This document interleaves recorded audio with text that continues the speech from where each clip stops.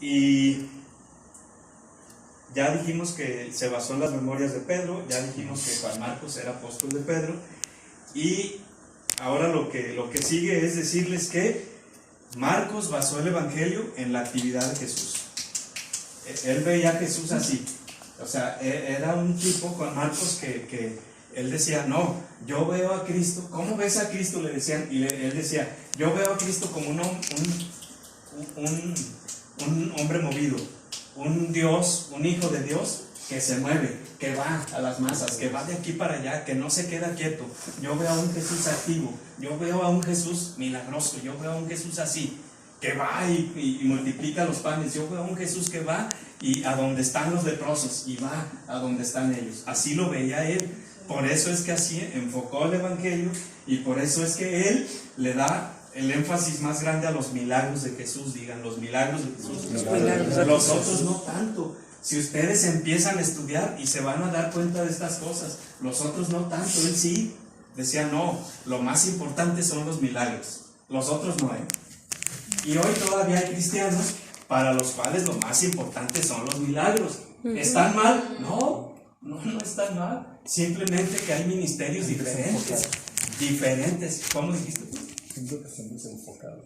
Están desenfocados en el sentido de que luego buscan el milagro, ¿no? Pierden la visión y se pierden en el milagro y ya no buscan a Jesús. Sí, claro. Y de hecho el Señor Jesús acusó a muchos así y les dijo, ustedes vienen por los milagros, no vienen por mí. Ciertamente, pero él en eso, esa fue su principal, lo que lo movió, pues, ver que Jesús era un Dios de milagros, un hombre activo. Y Jesús, él lo ubicó como el siervo sufriente. Digan, el siervo sufriente. El siervo sufriente. Marcos se enfoca mucho en eso, en que Jesús es el siervo sufriente. Jesús para Marcos es aquel que vino a lavar los pies. Jesús para Marcos es aquel que vino y fue a los cieguitos. Jesús para Marcos es aquel que vino y fue a los leprosos y tuvo compasión de los leprosos. Eso es lo que él veía. Entonces fíjense, después cuando veamos otros evangelistas, porque a lo mejor tú dices, pues qué chiste, yo también veo eso. Sí, nosotros lo vemos porque hemos estudiado los 4 evangelios. Claro, nosotros ya tenemos ese privilegio, pero enfóquense en aquella gente que no tenía ese privilegio. Entonces, Marcos, veía a Jesús así. Número 1, como un hombre activo, como un hombre de milagros, un hombre poderoso. Y número 2, como el que vino a servir y no a ser servido. De hecho, su evangelio de los pies está allí con él, nada más. De que Jesús tomó una charola y les lavó los pies a todos. Para él eso lo impactó. Lo impactó oír de Pedro, porque Pedro, acuérdense que era el que decía, no, a mí no me vas a lavar las patas, por favor no. Y él le dijo, pues si no te lavo, hasta aquí llegamos tú y yo. No, pues entonces ahí está. Es que traían los pies sucios, llenos de tierra. Entonces a Marcos, cuando escuchó decir eso a Pedro, a él lo impactó mucho decir, ¿cómo? Dios, el Dios Todopoderoso, vino a servir. Sí, vino a servir. ¿Verdad que sí vino a servir? Sí. Y no a ser servido. Y el mensaje ahí está para nosotros. Todos nosotros cachamos ese mensaje, que estamos para servir y no para ser servidos. ¿Verdad que sí? Ninguno de nosotros, al menos, si alguien tenía otra mentalidad, la mentalidad debe ser esta. Yo voy a la iglesia a ver qué puedo hacer, no a ver qué me dan. Y a lo mejor, pues para nosotros, pues, que somos gente madura, pues nos es normal. Pero cuando hay personas que llegan a ver qué sacan, hay personas que llegan a ver qué sacan. A la congregación, puño de gente llegaban y preguntaban por el pastor, y él decía, mándenlos con mi hermano, y llegaban conmigo. Ya saben, oiga pastor, yo vengo de Querétaro y me quedé sin dinero y me robaron, y ya saben, el choque se avientan todo aprendido. Y entonces, y yo decía, ¿y a mí qué? Pues yo para probarlos, pues. Y decía, ¿y eso a mí qué? No, pues ustedes son cristianos, ¿no? Sí, y pues es que yo vengo para que haga una colecta aquí. Sí, me llegaron a decir, haga una colecta aquí. Pues, ¿qué no son cristianos? Entonces yo usualmente sacaba algún billetito de 20 y le decía, mira, no voy a hacer ninguna colecta, nosotros no venimos aquí a eso, si te sirven estos 20 pesos, hermano, que te vaya bien. Si necesitas otra cosa, con mucho gusto estamos a tus órdenes. ¿Quieres que oremos por ti? No, gracias. Había gente que sí decía, sí, oren por mí. Bueno, entonces cuando alguien ya busca la oración, cuando alguien ya busca otro apoyo, bueno, entonces sí, ya está buscando al Señor.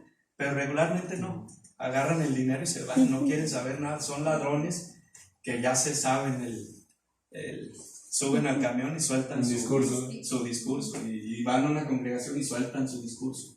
Bueno, el caso es que Jesucristo no vino a ver qué sacaba. Vamos a ver, por favor, Marcos 10:45. Marcos 10:45. Y vamos a estudiar esta parte.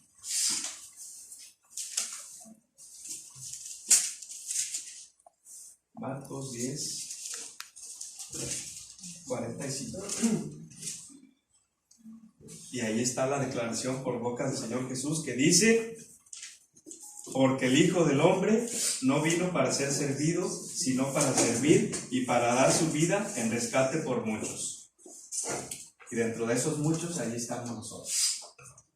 El Señor Jesús entonces no vino para ser servido.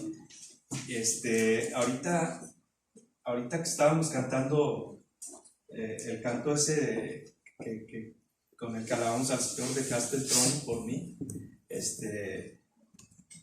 pues se dice fácil, lo cantamos, está muy bonito el canto, se entona uno y lo dice uno muy romántico, dejaste el trono, ¿verdad?, por mí, y moriste en la cruz por mí, y se dice muy fácil, pero dejar, dice la palabra de Dios, que dejar donde él estaba y venir a servirle a los infames que él mismo creó con sus manos. Híjole, pues eso es fuerte. Venir a servirnos a nosotros, que somos creación de él, y todavía para que lo hayamos rechazado, o para que nos hagamos del lugar, para que muchas veces, bueno, al menos yo no quería saber mucho, porque yo decía, yo de religión no quiero saber mucho, y me hablaban y yo decía, no. ¿Saben lo que yo decía? Yo voy a misa, echo ahí mi billetillo de 20 pesos y muéranse todos, yo no quiero saber nada. A mí no me metan en sus asuntos, no quiero saber nada. Entonces, así piensa uno hay veces. ¿Por qué? Porque uno tiene la creencia de que voy a un lugar a ver qué saco ahí, a ver qué me dan ahí, a ver qué logro ahí. Y nuestra mentalidad debe ser totalmente la contraria. Vengo para ver qué puedo hacer. ¿Qué necesitan de mí que yo pueda hacer? Y todos los servicios, todo lo que hacemos, todo es importante. No hay nada que sea más ni que sea menos. Y entonces Marcos basa mucho su evangelio en esta porción que acabamos de ver, que si se van más atrasito, es la petición de Santiago y Juan. Cuando Santiago y Juan... ellos dijeron, oye Señor, ¿y qué tal si cuando ya estemos allá, pues mi hermano se sienta a la izquierda y yo a la derecha, y pues nosotros para ser importantes ahí? Y él les dijo, oigan, pues ¿qué creen qué se imaginan ustedes? Si no estamos aquí para ser reyes, estamos aquí para servir. Cuando Jesús regrese como rey, entonces sí, él va a regresar como rey y va a reinar 1000 años aquí en la tierra. Un día hablamos de Apocalipsis, sí va a reinar, y va a haber muchos que van a estar reinando junto con él, o gobernando junto con él. Yo siempre suelo decir que yo dudo mucho que me ponga a barrer las gradas del trono, pero con eso me conformaría. Dudo mucho que yo esté en esas sillas, pero los que van a estar ahí van a reinar con él, y capaz que ahí sí van a estar Santiago y su hermano, capaz que sí, se lo merece.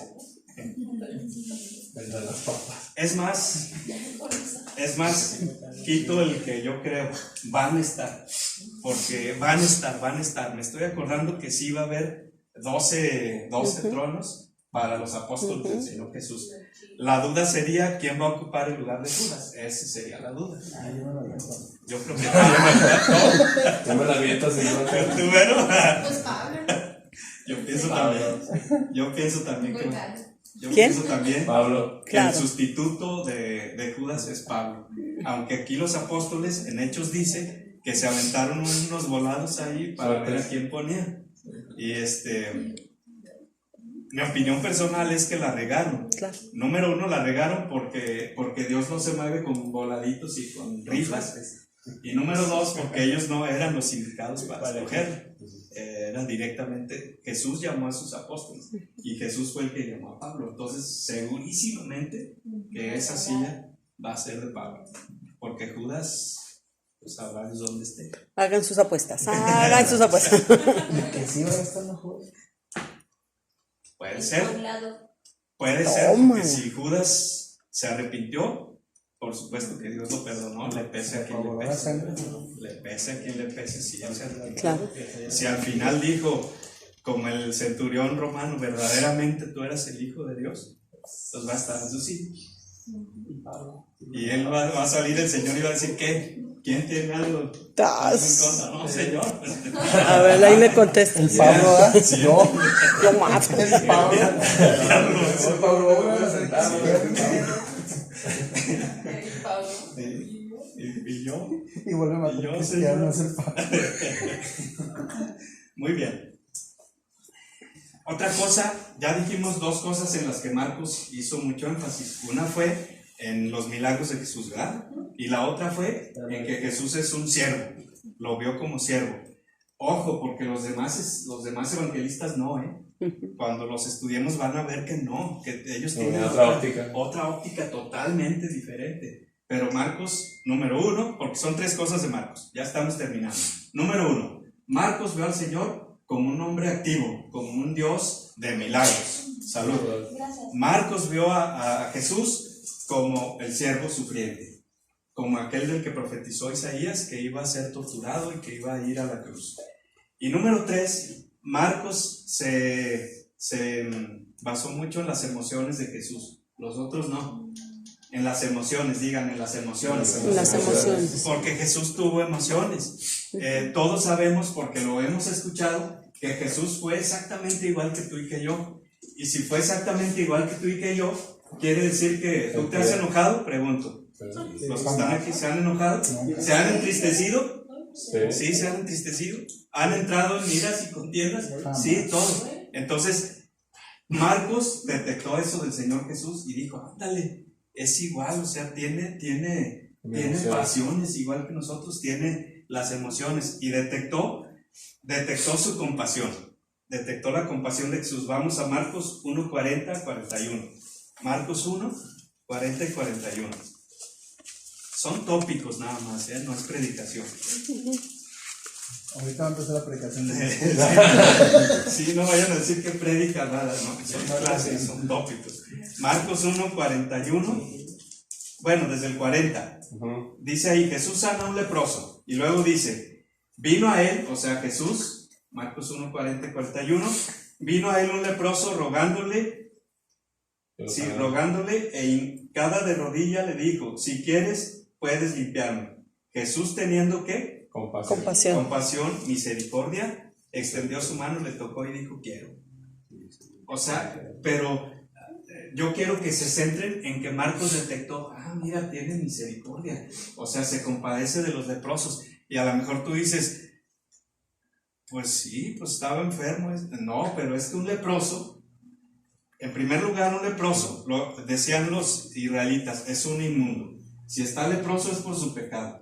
Lo sacaban del campamento y lo mandaban a un lugar fuera, lejos del campamento, y a las cuevas. Y pobre del leproso si se arrimaba a la comunidad, pobrecito, porque lo apedreaban. Porque para ellos no era un enfermo, para ellos era un inmundo. Digan, un inmundo. Un inmundo. Tú dices, era un enfermo, no, para ellos era un inmundo, no era un enfermo. Porque era por pecados. Porque según eso era un pecador inmundo, contaminado. Y si venía iba a contaminar. Entonces Jesucristo no solamente dejaba que vinieran, sino que Él iba. Él iba ahí donde estaban. Y entonces, Señor, ten misericordia de nosotros. Y a mí me impacta que dice la palabra de Dios, cuando le gritaban los leprosos, Señor, hijo de David, ten misericordia de nosotros. Y a mí me impacta que dice que Jesús volteó y los miró. Y bueno, a mí me impacta. Porque yo sí digo, Señor, pues mírame, ten misericordia de mí, mírame. O sea, para mí el hecho de que volteara y los vio. Y luego, fíjense lo que el leproso dice, si tú quieres. Puedes sanarme y limpiar. Ay, al Señor Jesús dijo, ve, sí cree, cree porque dice, si tú quieres, puedes limpiar. O sea, Él está diciendo, tú eres Dios, y si tú quieres, yo sano de mi lepra. Y Jesús, hombre, hasta el más, Jesús no le dijo, sí, en el nombre mío, yo declaro que tú eres sano de la lepra. Nomás dijo, quiero. Nomás dijo, quiero. Y ya, quedó limpio. Entonces, lo cual nos mueve a nosotros a que los milagros de Jesús son, si tú quieres. Nos falta mucho, y empiezo por mí, avanzar en Cristo, porque tenemos que llegar a ser una iglesia poderosa. Amén.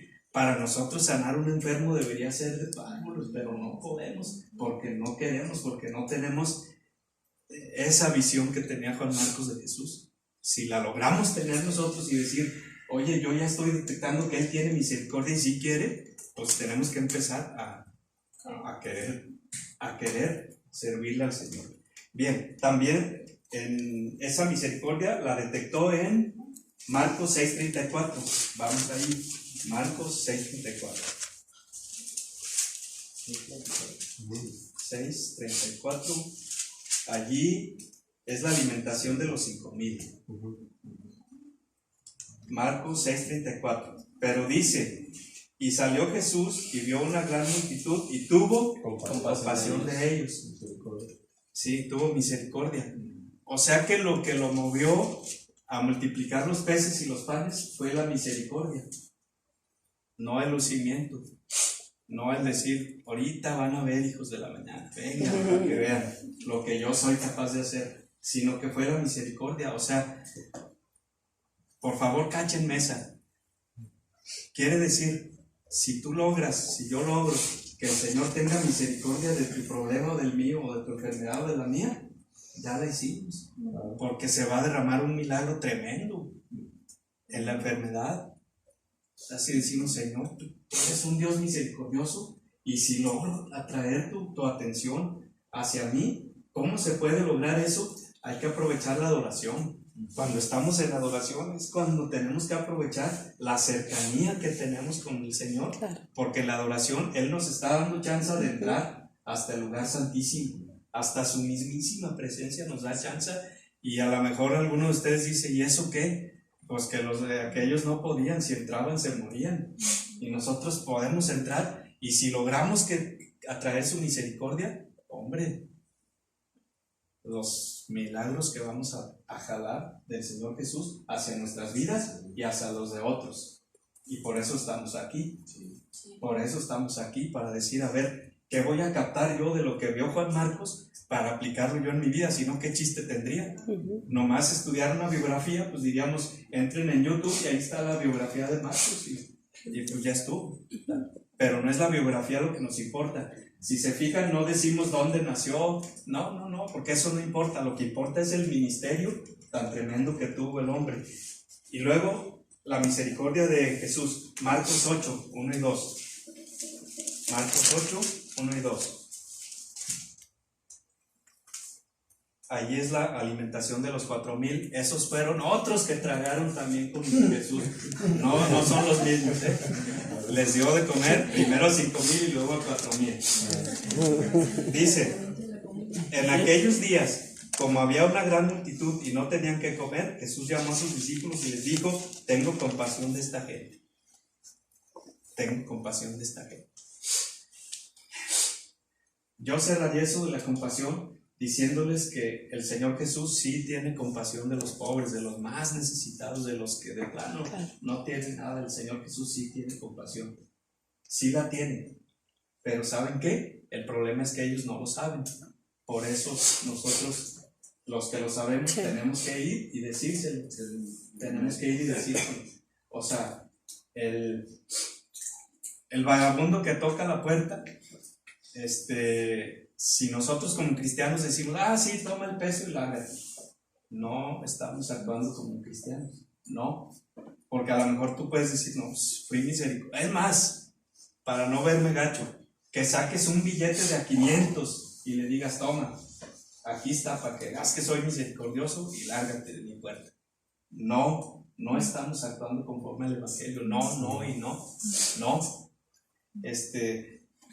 Voy a testificar un poco de mi esposa. Ella maneja muy bien eso, porque el viejito ese que fue el domingo conmigo, ellos pasan por la calle pidiendo, porque él anda arrastrando prácticamente a su esposa paralítica, y ellos llegan a la casa, pero ella lo que hace es, lo sienta ahí en las graditas y les empieza a compartir el Evangelio.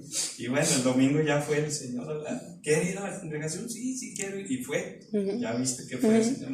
No sabía ni qué parecía perro en periférico, pero fue. Sí, pues perdidos. O gallina recién comprada, decían. Entonces, nos debe de mover la misericordia. No es dar el dinero, hay que darlo, y la despensa también. Pero nos debe de mover la misericordia de decirle, oye, ven, siéntate aquí. Y a empezar. Cada quien tenemos estilos diferentes. Ahí sí yo no puedo enseñar eso, porque cada quien somos diferentes. Pero hablar del Evangelio, cualquiera de nosotros lo puede hacer. Y eso es en lo que Juan Marcos está bien enfocado, en decir, mira, es que Jesucristo hace milagros, mira, es que Jesucristo tiene misericordia y compasión por los necesitados. Fíjate por favor, ese es el mensaje que Él nos está dando, ¿no? A través de... Luego, otra faceta de Jesús, su indignación. Marcos 14, 32 al 34. Lo observó Pedro enojado y lo escribió. Marcos 14.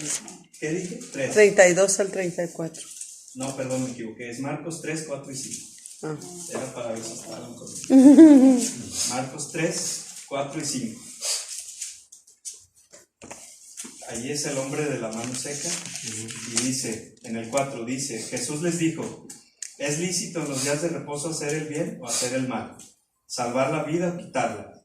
Pero ellos callaban. Entonces mirándolos alrededor con enojo e entristecido. O sea, dos emociones a la vez. ¿Tenía coraje? Pues aquí se ve que sí. ¿Por qué sintió enojo el Señor Jesús? Sintió enojo el Señor Jesús, número 1, por hipócritas, y número 2, por faltos de misericordia. O sea que el Señor Jesús dice, es que es domingo, y yo los domingos no, los domingos yo no atiendo indigentes. Ni a nadie. Yo no, o los sábados es mi día de descanso y yo no atiendo a nadie. Oye, pero que es una persona muy necesidad, los sábados y eso al Señor le molestó ahí porque dijo, oigan, porque es día de reposo, yo no puedo tener misericordia de la mano seca, y se enojó. Y tan se enojó que dijo, a ver tú, estira la mano. La estiró el otro y ahí está. Si les parece bueno y si no, no. Ahí está, eres sano. Claro que no les pareció, claro que lo odiaron. Pero él dijo, a mí me vale, este es sano y de aquí no se va así. Y le molesta. La indignación de Jesús, ¿verdad? Dice en Marcos 10, 13 y 14. Marcos 10, 13 y 14.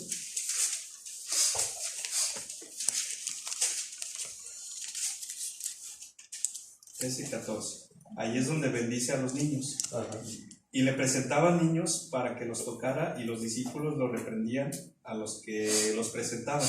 Viéndolo, Jesús se indignó, se enojó y les dijo, dejen que los niños vengan a mí. Se volvió a enojar ahí, y es que los chiquillos son latosos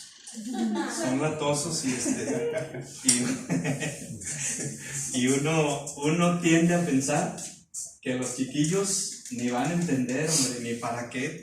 Llévenlos, enciérrenlos o hagan lo que quieran, no van a entender. Pero no, Jesús se enojó y dijo, no, ¿cómo? Espérame, sí entienden los niños, sí entienden. Hay que predicarles el evangelio a los niños, Sí, hay que hablarles a los niños, principalmente empezar por tus hijos, los que tengan hijos chiquitos, sí entienden los niños el Evangelio, lo entienden mucho mejor que nosotros, muchísimo mejor. ¿Saben por qué? Porque nosotros queremos entenderlo con esto y ellos lo entienden con esto. Entonces a un niño le enseñas el Evangelio y como lo entiende con el corazón, esos niños son garantía de futuros evangelistas o profetas o qué sé yo. Bien, luego su dolor y su angustia en Marcos 14, ahí adelantito, Marcos 14, 32 y 34, 14, 32 y 34. Es cuando Jesús estaba orando en Getsemaní. Lo regaña, quedarse dormido. Sí, regañó a todos por estar dormidos, ahí se volvió a enojar. Pero además de eso, Sintió temor. Jesús empezó a tener miedo. Y estuvimos a punto de irnos al infierno allí porque él iba a tirar la toalla. La verdad es que él fue allí a tirar la toalla. Él fue allí a decir, Señor, aparta de mí esto porque la verdad va a estar muy duro esto que me va a pasar. Mejor a Pedro. Entonces él fue allí a tirar la toalla porque ya sabía que lo iban a azotar, que lo iban a desnudar, que le iban a dar trompadas en sus esfínteres, que lo iban a clavar, que lo iban a exhibir. Él sabía y dijo, no, Señor, ¿sabes qué? Mejor él muere. El Señor, a través del Espíritu Santo, lo llenó de fuerza, se levantó de ahí y dijo, ya sé cómo me va a ir, pero adelante, que se haga tu voluntad. Pero el asunto es que entró en una tristeza tremenda. Y dice ahí en el 32 y 34, dice, vinieron pues a un lugar que se llama Getsemaní y dijo a sus discípulos, siéntense aquí, entre tanto que yo oro. Y tomó consigo a Pedro, a Jacobo y a Juan, ahí están los dos hermanos. Y comenzó a entristecerse y a angustiarse. Y les dijo, mi alma está muy triste hasta la muerte. O sea, era una tristeza que nosotros nunca hemos logrado sentir. Y aquí yo lo enlazo con el hecho de que el Señor Jesús vino y Él dijo, yo los comprendo en todo. Por esto es por lo que nos comprende. Porque Él sintió, por ejemplo, ese miedo, terror, tristeza, hasta la muerte. Claro. Yo en lo personal no he tenido un terror de esos. En lo personal no sé si alguien aquí, pero yo en lo personal no he tenido así un miedo hasta la muerte, así hasta sudar y yo no. Bendito sea Él. Luis sí. ¿Quién? Luis. ¿Tú sí? Sí, cuando pierde Cruz Azul. Ah, Cada rato. claro. Te acostumbraste. O sea, Ya me acostumbré. no deberías usar esa playera. Ya tienes que poner la de Se le vecino. hizo amarilla de tanto desgaste. Ya he hecho la preocupación de Jesús en Marcos 7, 32 al 34. Marcos 7, 32 al 34. Allí es cuando Jesús sanó a un sordomudo. Dice, le trajeron un sordo.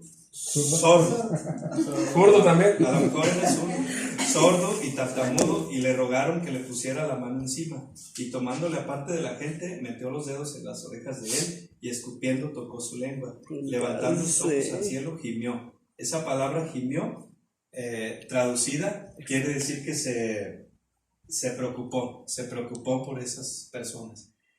Es decir, la preocupación aquí del Señor Jesús es que nosotros espiritualmente estemos ciegos y sordos, espiritualmente, porque ninguno aquí está ciego ni sordo, pero espiritualmente una persona está ciega y sorda cuando no ve la necesidad, cuando no vemos que tenemos que llevar el mensaje, cuando no vemos las emociones de otra gente, las tristezas de otra gente.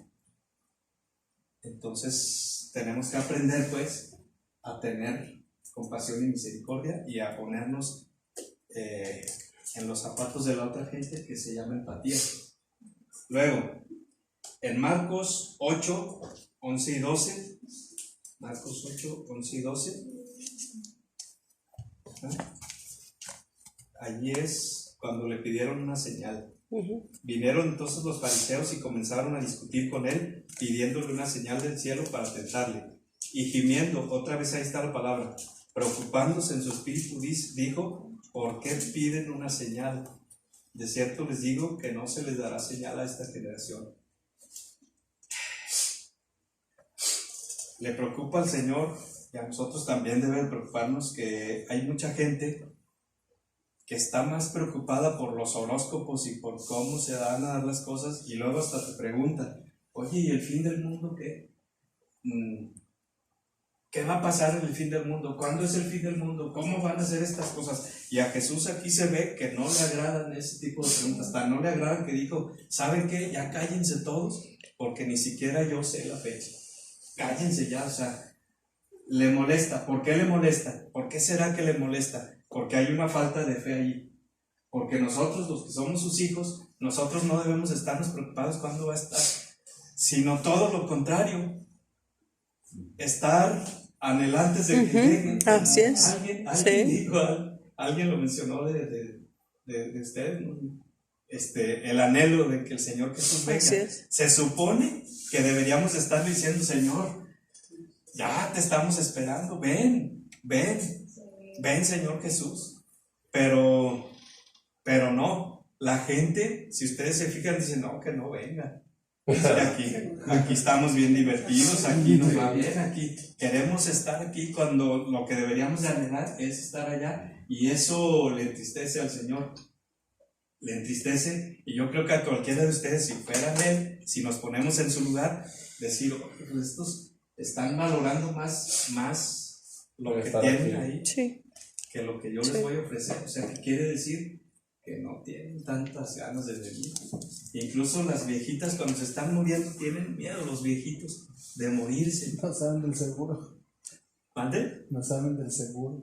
Pero sí, pero yo me refiero a la emoción de No, tener claro. miedo de morirse. Y es natural, porque es una transformación. Sí, pero fíjate que se supone,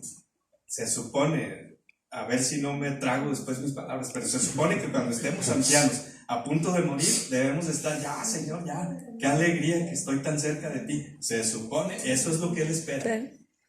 Lo contrario, le preocupa.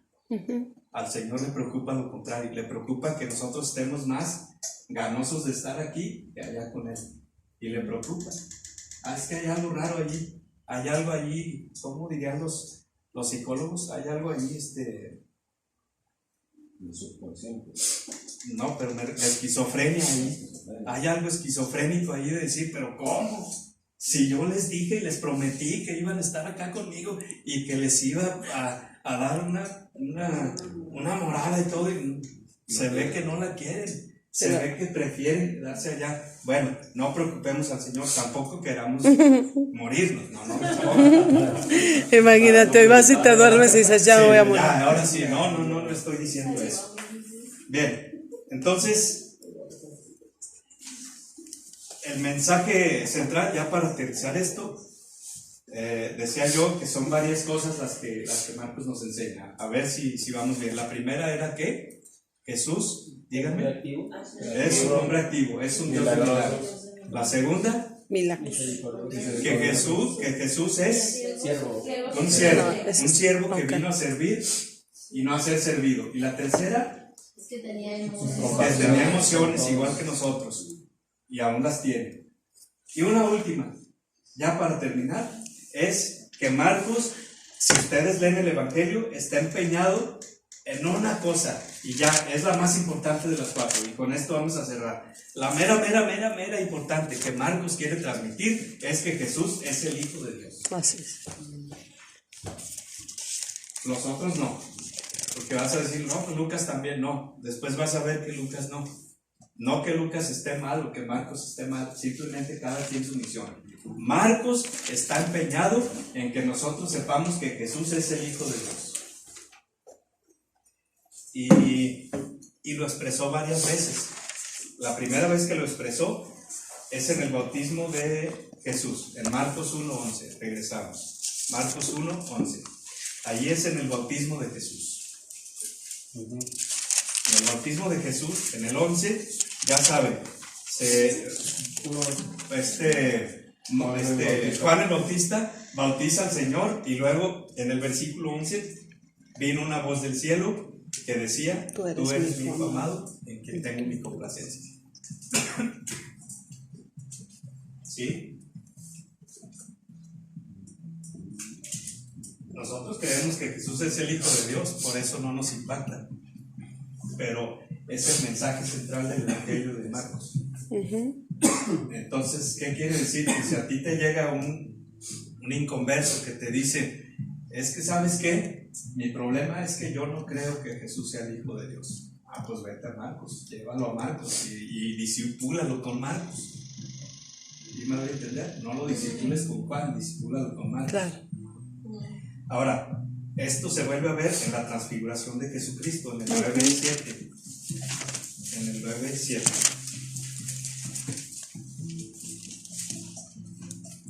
Allí Jesús se transfiguró.